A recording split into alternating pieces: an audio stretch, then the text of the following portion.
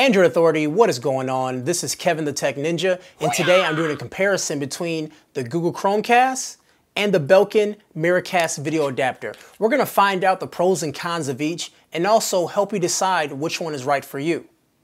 Let's go.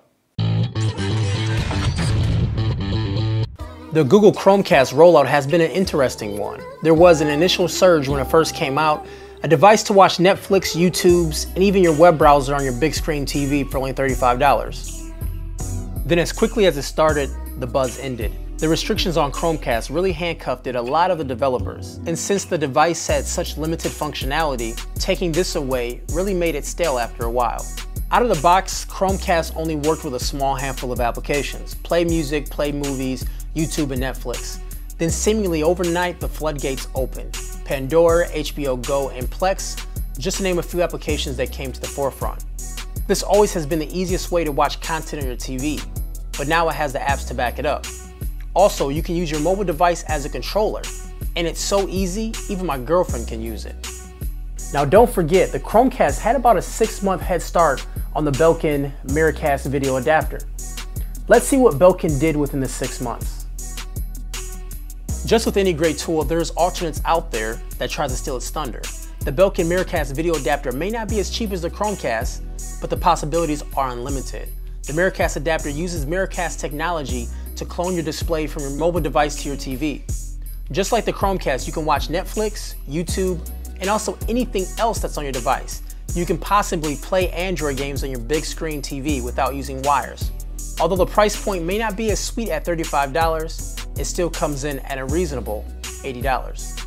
Both tools try to achieve the same result, but each of them have a different way of doing so.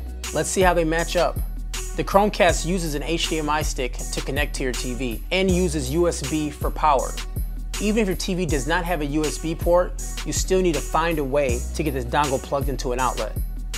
The Miracast has an HDMI stick as well that connects to your TV, but it's a bit larger than the Chromecast. I did have to move a few cables around to make it fit, and I ended up using the HDMI extension cable that was included. The Belkin Miracast also requires the USB power. The Chromecast's initial setup is painless and does not require much effort. If you're able to connect to a Wi-Fi connection, then connecting to a Chromecast should be quite simple. The initial connection from time to boot up to watching my first video was less than 5 minutes. And to my surprise, connecting to the Miracast device was shockingly faster than my Chromecast. Just needed to go into settings on my Android device, select my TV as a connection, gave it about 45 seconds or so, and then it connected, and it was mirroring my tablet. Now let's flip back to the Chromecast for a moment. I really can't figure out a different way to make this any easier. It's honestly dummy proof. When you're in an application that has Chromecast support, it tosses an icon in the top right corner. Press the icon and it displays on your TV. Then from here, the play, stop, pause buttons are paired with the TV. You can turn your screen off on the host device and the video still plays. The Chromecast is actually playing the video, so you can save your battery on your device. Now, depending on your device, the option to enable miracasting could be in a different location. It's usually somewhere under Options Display. It may say Screencast, it may say Wireless Display, or maybe in your drop-down menu in your notification bar. It just depends on the device that you currently have. As you can see, there's a slight delay when making any actions. Even though it's advertised on the box, gaming for me was almost impossible.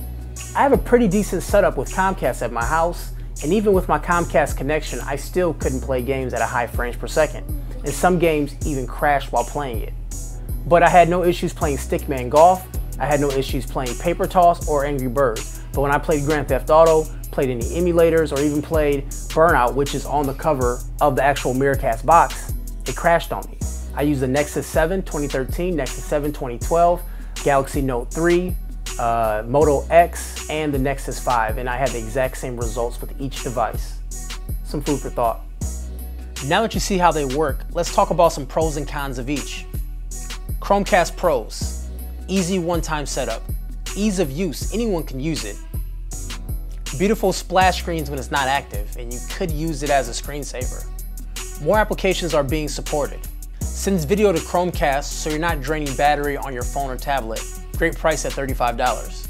So let's talk about the Belkin Miracast video adapter's pros. The initial setup is pretty much non-existent. unlimited possibilities. Videos work exceptionally well. You can use this with your laptop to cast to your TV. So there has to be some cons here too, right? Chromecast cons, limited in functionality. The only applications supported are Google Allowed. Still no open SDK, not internationally available, and no official local streaming yet. Here are the Belkin's cons. Your host device needs to have the screen on the whole time. Gaming is advertised, but it's almost impossible with the inherent lag that it has. Each time you want to connect, it takes 30 or 40 seconds. And due to the size of the device, an HDMI extension cable may be required. Alright guys, this concludes my video comparison between the Google Chromecast and the Belkin Miracast video adapter. Not sure if you guys know this, but on my personal Google Plus page, when I get a new device in, I do an unboxing and initial impressions of it. And also I try to get an idea of what you guys would like to see in the video review. And also I try to answer any questions that are Android related because in this video piece, I can't really go into in-depth about the device if it's not truly Android, because this is Android Authority. As always guys, you can go ahead and subscribe to this channel and drop us a like below if you like what we do. I'm Kevin the Tech Ninja, and this is Android Authority, your source for all things Android. Take care guys.